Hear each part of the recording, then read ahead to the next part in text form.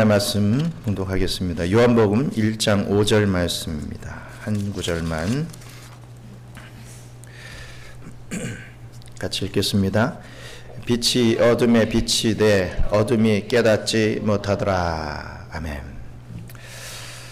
이 천지가 창조될 때 이 첫째 날 혼돈과 이 공허의 어둠 속에 하나님의 말씀으로 비추었던 그 빛이 이 요한복음의 이 첫째 날, 즉 이 어두운 세상의 빛을 비추심으로 하나님은 이 세상을 새롭게 창조하시기를 원하셨습니다.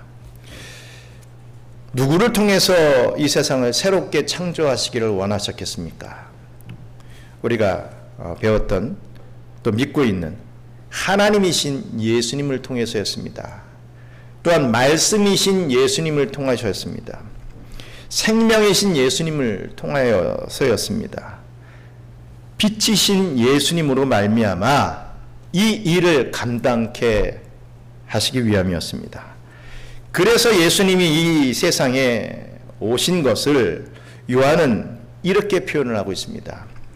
빛이 어둠에 빛이 돼. 빛이 어둠에 비쳤다. 이렇게 표현합니다. 원래 이 세상은 하나님이 비추시는 영광의 빛으로 지금과는 비교할 수 없는 참으로 밝은 세상이었습니다. 하지만 우리가 잘 아시다시피 모든 피조물의 대표인 아담이 하나님이 되고 싶어서 그러한 욕망으로 인하여서 선악을 알게 하는 나무의 실과를 따먹음으로 말미하여서 인간만 타락할 뿐 아니라 모든 피조물이 다 타락하게 되는 결과를 낳게 됐죠. 땅은 가시덤불을 내었습니다. 짐승은 이전에는 순종했던 그런 사람을 공격하기 시작했습니다. 아담과 하와의 에덴 동산에서는 뭐 사자고 고랑이고 다 친구같이 지내고 뭐 서로 해하지 않았죠. 근데 지금 보면 뭐 사람을 죽이려고 달려들은 맹수가 됐지 않았습니까? 또한 자연계도 질서가 왜곡되어 온갖 자연재해가 일어나기 시작했습니다. 가장 슬픈 것은요, 하나님의 영광의 빛을 이제 더 이상 사람은 볼 수 없게 된 것입니다. 그래서 오늘 본문에 이 세상을 어둠이라고 표현하고 있죠. 이 세상은 어둡습니다. 이 세상은 뭐 가난이 있어서가 아닙니다. 뭐 이 세상에 뭐 질병이 있어서가 아닙니다. 이 세상에 수많은 갈등과 뭐 자연재해가 있다고 해서 뭐 어둡다는 것은 아니죠. 물론 이런 것들은 이 세상의 어두운 이유가 될 것입니다. 하지만 궁극적으로 이 세상이 어두운 것은요, 이 세상이 하나님의 영광을 보지 못하게 됐기 때문에 어둡게 된 것입니다. 그러므로 하나님의 영광의 빛을 보지 못하는 이 세상의 사람들은 영적인 면에서 볼 때 소경이다 라고 할 수 있는 거죠. 뭐 보는 거 다 보고 할 수 있지만 영적으로는 소경이 됐다 이렇게 표현합니다. 그래서 사도 바울은 이렇게 말하고 있지요. 우리 고린도후서 4장 4절 말씀 같이 읽겠습니다. 그 중에 이 세상의 신이 믿지 아니하는 자들의 마음을 혼미하게 하여 그리스도의 영광의 복음의 광채가 비치지 못하게 함이니 그리스도는 하나님의 형상이니라. 아멘. 이 본문에 보시면 혼미하게 하여 라고 하는 표현을 쓰고 있는데요, 이 말에 해당하는 헬라어는 티플로오라고 합니다. 티플로오라고 하는 헬라어를 씁니다. 이 말을 직역하면 눈멀게 하다라는 의미를 갖고 있습니다. 혼미하게 하다라는 것을 직역하면 눈멀게 하다라는 의미라는 것이죠. 즉 이 세상의 신, 즉 이 사탄 마귀가 혹은 이 세상의 우상인 돈이, 명예가, 이 권력이, 음란한 것들이, 이러한 요소들이 그리스도의 영광, 이 복음의 광채를 볼 수 없도록 우리의 눈을 멀게 했다라고 하는 의미입니다. 참 빛을 보지 못하니 사물과 진리를 뭐 제대로 볼 수 없는 것은 뭐 당연한 일 아니겠습니까? 그러니 성경은 이들을 뭐라고 얘기합니까? 소경이다 라고 얘기하는 거예요. 오늘 본문은 이렇게 어두운 세상에 이 소경된 사람들에게 빛이 비춰졌을 때 어떤 반응이 나타나게 되는지를 말씀해 주고 있습니다. 빛이신 예수 그리스도를 이 세상은 과연 어떠한 반응으로 나타내고 있는지를 살펴보면서 은혜 나누는 시간 되기를 주님의 이름으로 축원합니다. 먼저 생각해 볼 것은 어둠의 세상은 빛을 깨닫지 못하더라 라는 거였습니다. 본문은 어둠이 깨닫지 못하더라 라고 말씀하고 있습니다. 이 말씀을 문맥적으로 이해하면 세상이 예수님을 하나님으로 받아들이지 않았다 라고 하는 해석이라고 할 수 있겠습니다. 이 해석을 조금 더 확장해서 해석을 해보면 세상이 예수님을 대적했다, 예수님을 받아들이지 않고 예수님을 대적했다, 이렇게 이해할 수 있을 것입니다. 실제로 이 땅에 예수님이 오셨을 때 어둠의 지도자였던 이 당시 유대의 지도자였던 헤롯이 어떻게 했습니까? 예수님을 어떻게 하려고 했습니까? 죽이려고 했습니다. 빛이신 예수님이 이 땅에 오셨을 때 어둠인 헤롯은 예수를 죽이려고 했다라는 거죠. 우리 마태복음 2장 13절 말씀 같이 읽겠습니다. 그들이 떠난 후에 주의 사자가 요셉에게 현명하여 이르되 헤롯이 아기를 찾아 죽이려 하니 일어나 아기와 그의 어머니를 데리고 애굽으로 피하여 내가 내게 이르기까지 거기 있으라 하시니. 아멘. 예수님을 대적하는 일은 이 헤롯 왕 때뿐만이 아닙니다. 끊이질 않았습니다. 예수님께서 많은 가르침을 세상에 향하여 주셨을 때 당시 유대의 이 바리새인들, 존경받던 바리새인들은 예수님을 반대하고 죽이려고 했습니다. 또 심지어 예수님의 공생의 기간에 예수님의 친형제들도 예수님을 미쳤다고 했습니다. 아니 잘 가정에서 잘 살고 있다가 갑자기 내가 하나님이다 하고 나오니까 미쳤다 그랬지요. 이게 뭔가 싶은 거죠. 예수님 믿지 않았습니다. 가장 가까운 가족들도 예수님을 대적합니다. 물론 예수님을 따르는 사람들도 많았지만 그러나 그와 비교할 수 없을 만큼 많은 사람들이 예수님을 믿지 않았습니다. 예수님을 미쳤다고 생각했으며 배척했습니다. 그래서 결국 그들은 예수님을 어떻게 합니까? 십자가에 못 박아 죽이는 그러한 일들을 하게 되지요. 이렇게 어둠은 빛이 왔음에도 깨닫지 못하여서 하나님을 하나님으로 보지 못하고 믿지 못하고 오히려 죽여버리는 것입니다. 이것이 어둠의 세상이 빛을 대하는 주요 방식입니다. 항상 그래왔다는 거죠. 역사적으로 그러하지 않았습니까? 이 요한복음이 쓰여질 당시 세상의 중심이었던 로마는 말로 닿을 수 없는 박해를 그리스도인들에게 쏟아부었죠. 그들은 그리스도인들이 로마의 신을 인정하지 않고 로마의 황제를 주라, 이 큐리오스라 고백하지 않는다고 하여서 그들을 핍박했습니다. 또 그리스도인들은 근친상간을 하는 족속들이다 라고 누명을 씌웠습니다. 왜입니까? 교회 성전에 모여서 형제여 자매여 이러면서 막 같이 예배 드리고 막 이러는 모습들이 근친상간을 한다 이렇게 확대가 돼서 이들을 핍박하게 되죠. 또 그리스도인들은 인육을 먹는 족속들이다 이렇게 얘기를 하는 거예요. 왜 그랬습니까? 성찬식을 하면서 주님의 살을 드세요, 주님의 피를 드세요 이러니 이 족속들은 식인종들 아닌가, 미개한 족속들 아닌가, 이런 식의 오해를 받게 된 것이었습니다. 그런 죄의 몫으로 십자가에 못 박고 화형을 집행하게 되지요. 끓는 가마 속에 집어넣고 이 콜로세움에서 이 사자의 먹이가 되게 하기도 했습니다.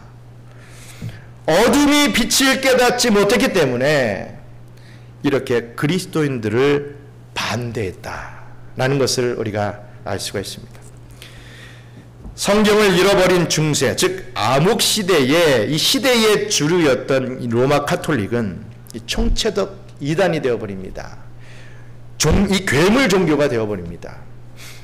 그래서 하나님의 말씀을 말씀대로 전하는 사람들을 가두고 죽이고 불태워버리죠.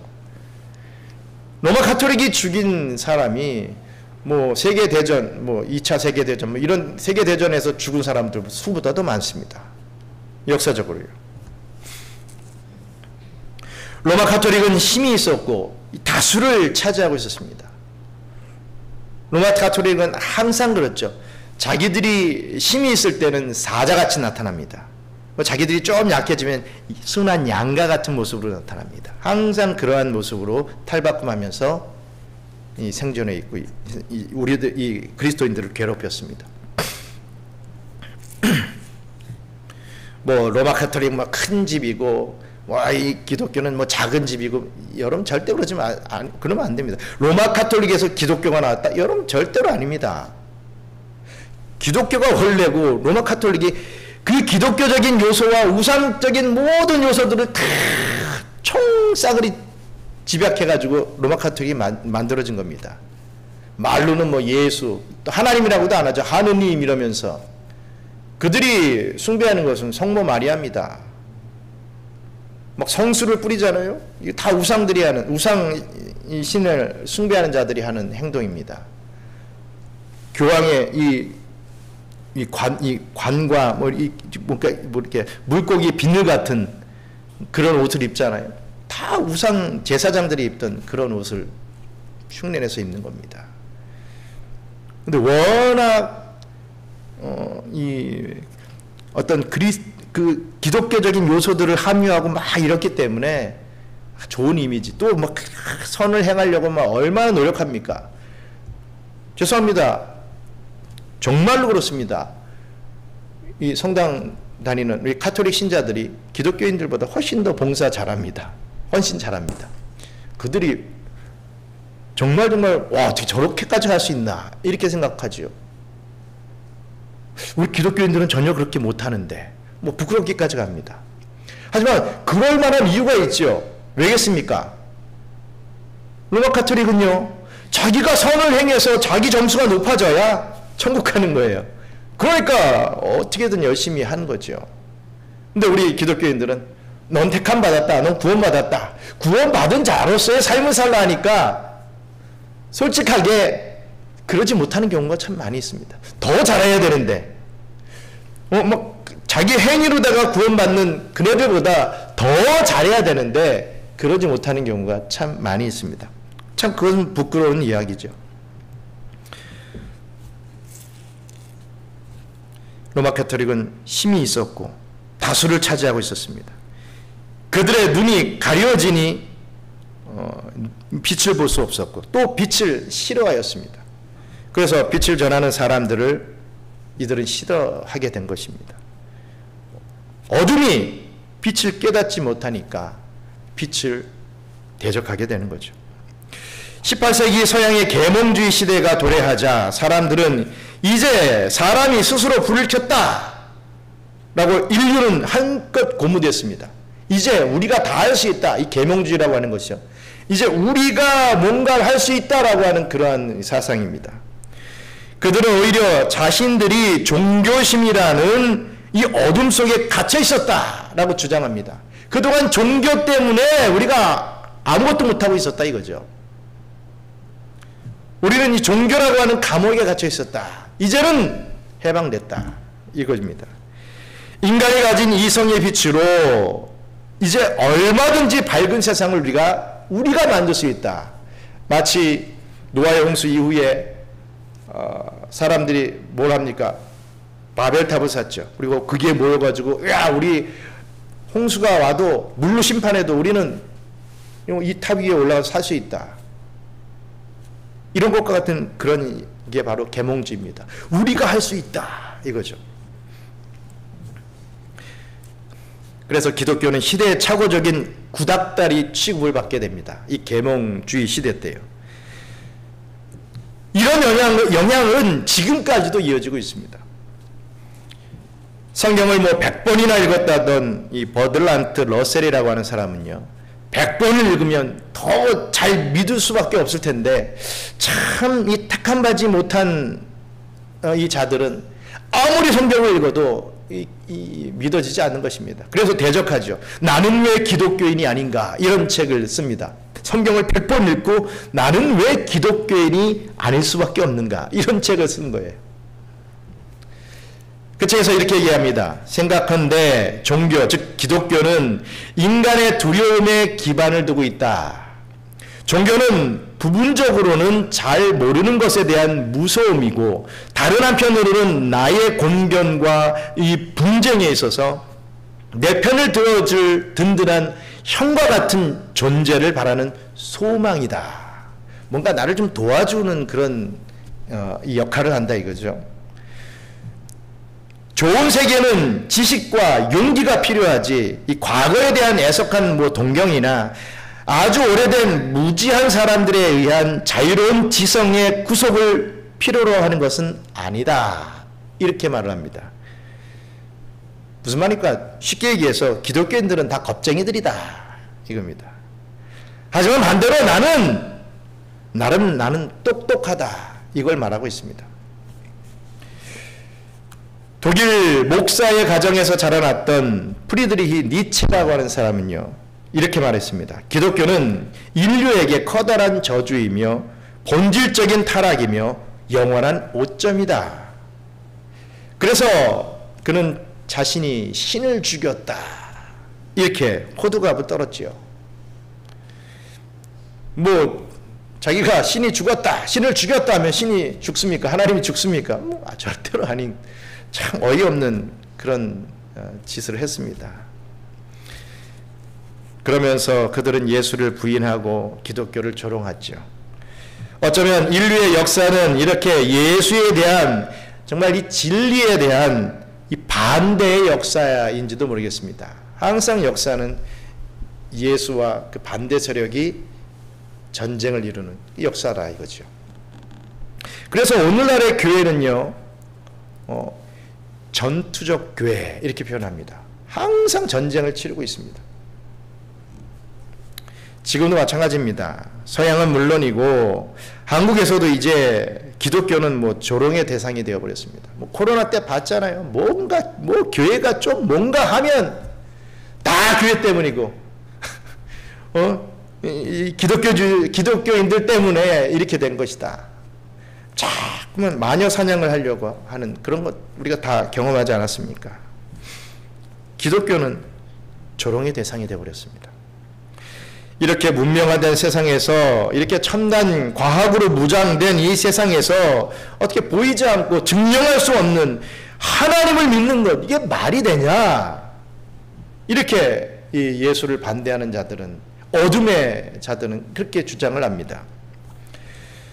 저는 이 시대에 기독교가 세상으로부터 조롱받는 것은, 특히 우리 한국에서 이 기독교가 조롱받는 것은 한국 교회의 잘못이 참 크다라고 생각을 합니다. 그 중에서도 뭐 많은 요소들이 있겠지만 목사의 잘못이 가장 크다라고 생각을 합니다. 목사가 세상보다 못한 윤리 이 수준을 갖고 있으니 뭐 정말이지 민망하기 그지없습니다.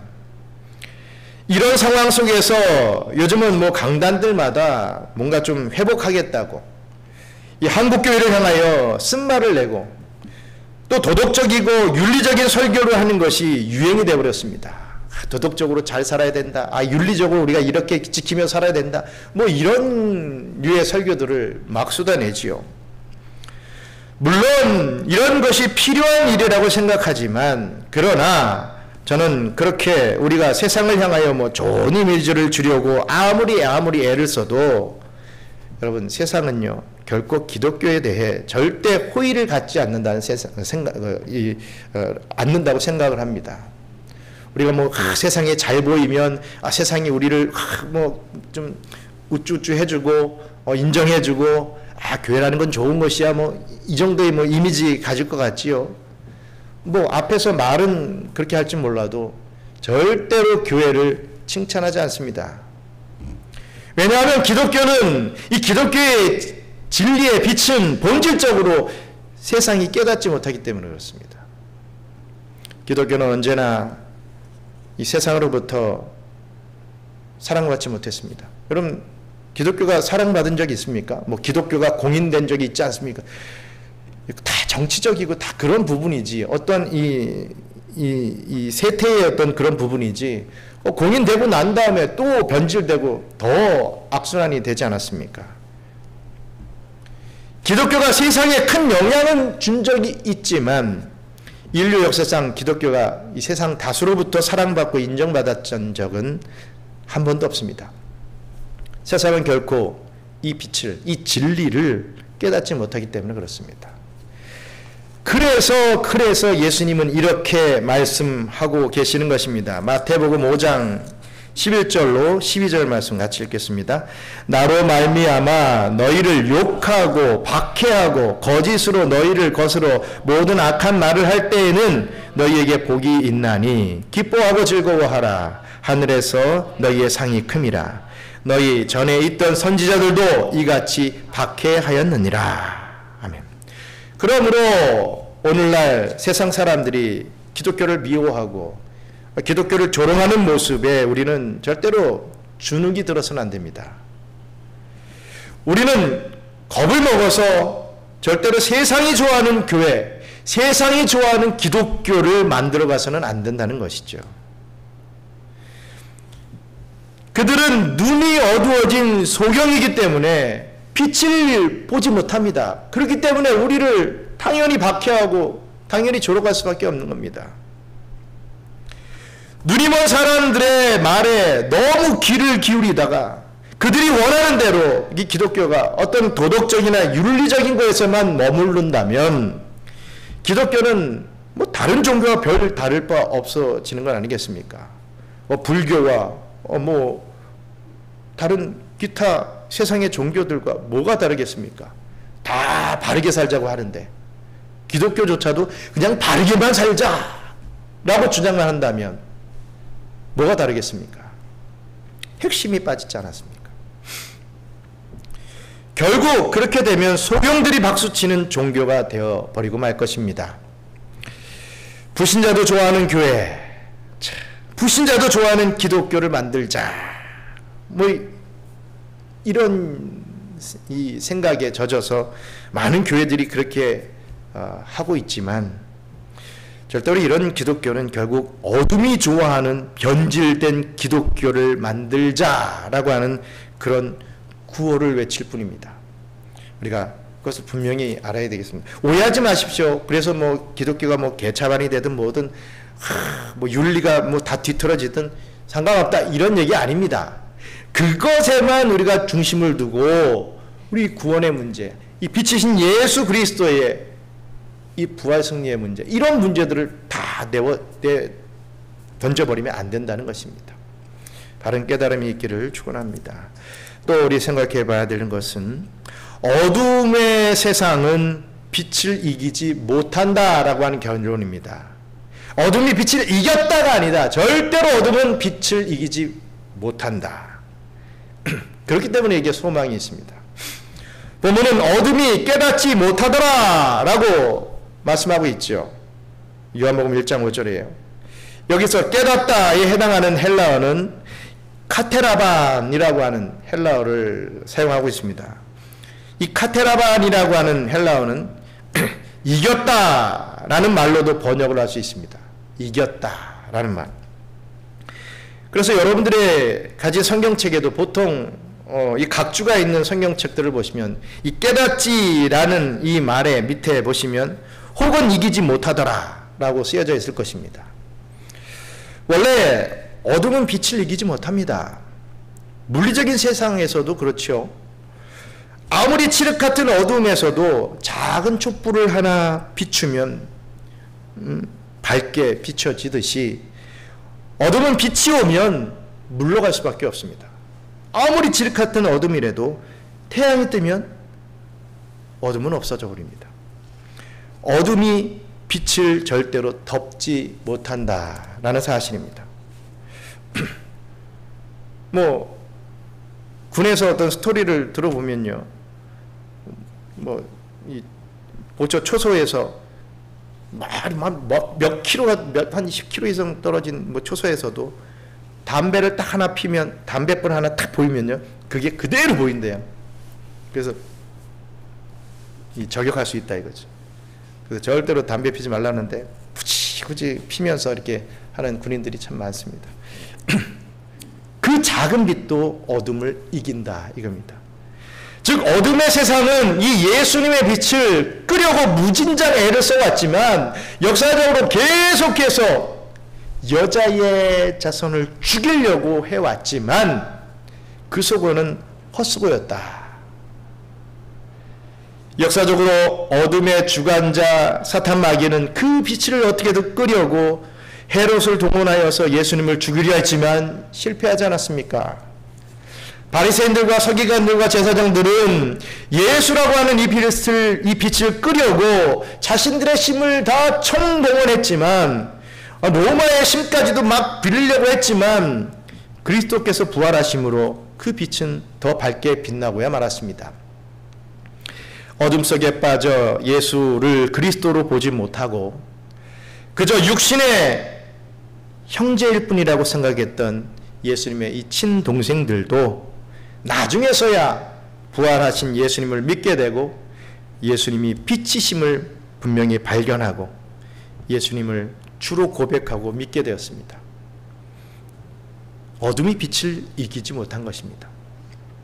네로와 데오도시우스 황제의 기독교 핍박은 이 초대 교회 성도들을 더욱 신실하게 만들어줄 뿐이었습니다. 핍박하면 핍박할수록 더 그 믿음은 강해지고 죽는 한이 있어도 예수를 나의 구주로 고백하는 그 신앙의 모습을 나타내게 되었죠. 그들은 더욱 기도했고 더 모이기를 힘썼습니다. 아무리 카타콤과 갑바도기아의 토굴에 숨어서 사는 신세가 되었다 하더라도 그들의 믿음은 더욱 간절해졌습니다. 18세기 서구 사회를 강타했던 좀 전에 말씀드렸던 이 계몽주의는 이제 예수 그리스도가 빛이 아니라 인간 스스로의 이 빛을 나타내야 된다면서 하나님으로부터 이제 우리는 독립을 해야 된다면서 그렇게 선언하면서 엄청난 과학 발전을 이루고 인본주의 철학의 번영을 이루었지만 사람들은 더 피폐해졌습니다. 사람들의 마음은 더 강팍해지고 말았습니다.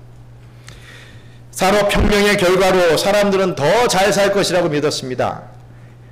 이제 우리는 부자가 되면 행복할 것이다 이렇게 믿었죠. 하지만 자본가들만이 부유해지고 노동자들은 제품을 생산하는 기계로 전락하고 말았습니다.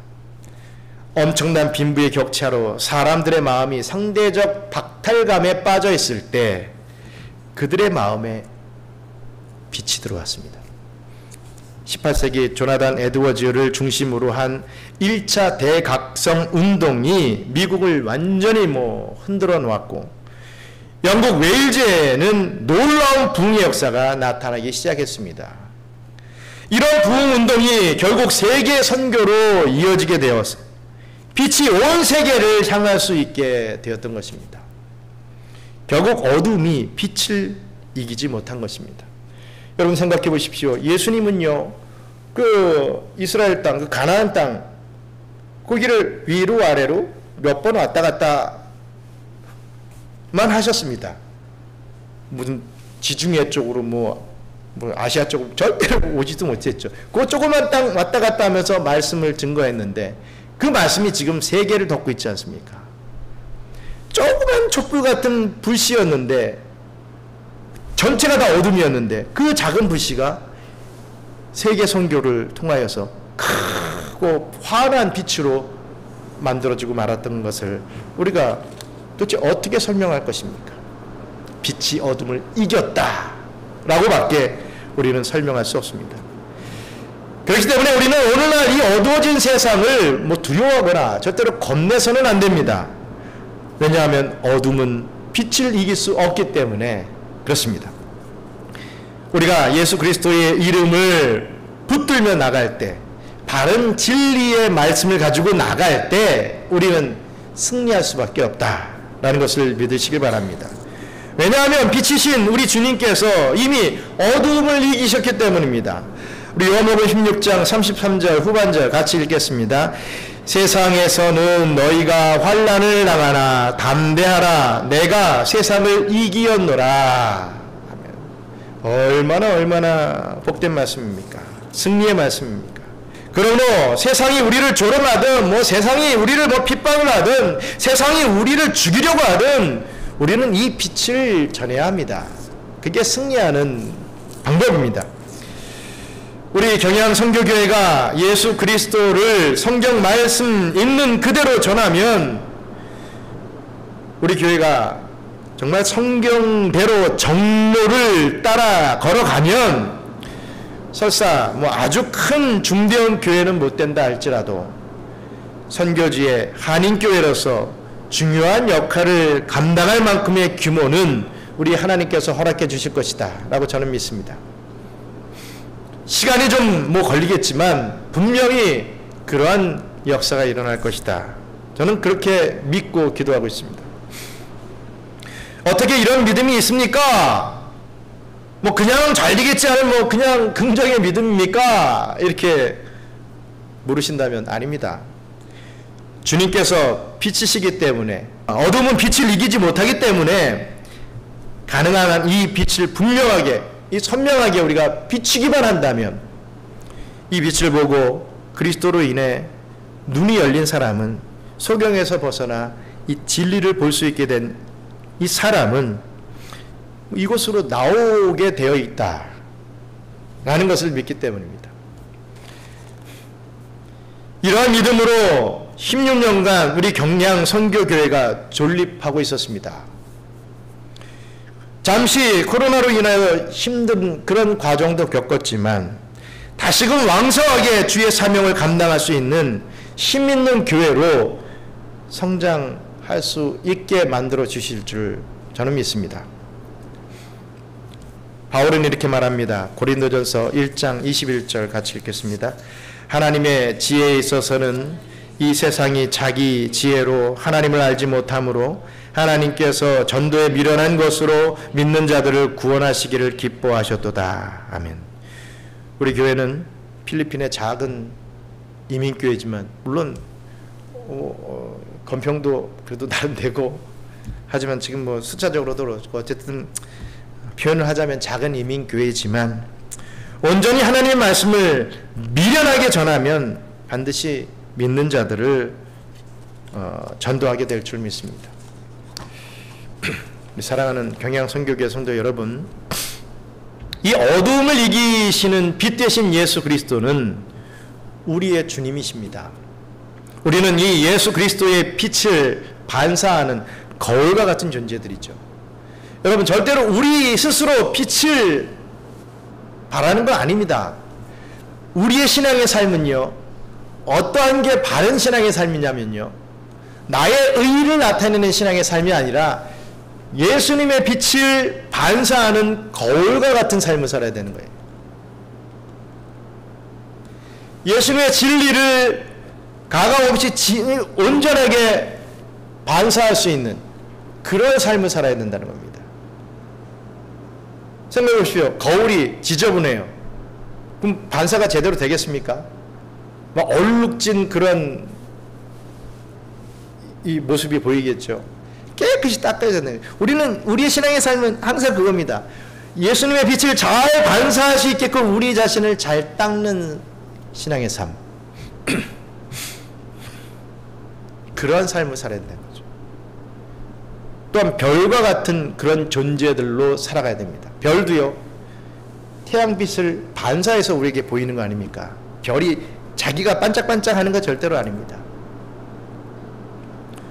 우리는 스스로 빛을 낼 수는 없지만 예수 그리스도의 빛을 반사하여 많은 사람들을 옳은 대로 돌아오게 해야 할 그런 사명이 있는 자들임을 믿으시길 바랍니다.